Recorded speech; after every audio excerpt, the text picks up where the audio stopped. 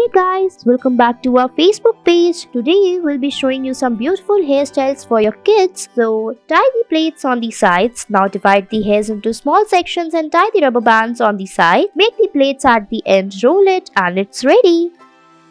Next, tie the ponytail and then roll it upward using this bun making tool. Now fold its tool and make a bun. Fix it using the rubber band. Now put a beautiful rubber band on it and your hairstyle will be ready. You can put some beautiful hair clips. Now divide the hairs into small sections in the front and then tie them using the rubber bands like this. Keep the hair bands in the little distance like this. Now roll the hairs. First make the plaits and then roll the hairs upward and fix it using the rubber bands and it's ready. Next, tie the hairs in the front and then rotate it using this tool. Now make the plaits by taking the hairs from the sides one by one. Take it in the same sections, otherwise it will look uneven and it will not look good. Make the plaits and it's ready. I hope you liked it. Thanks for watching.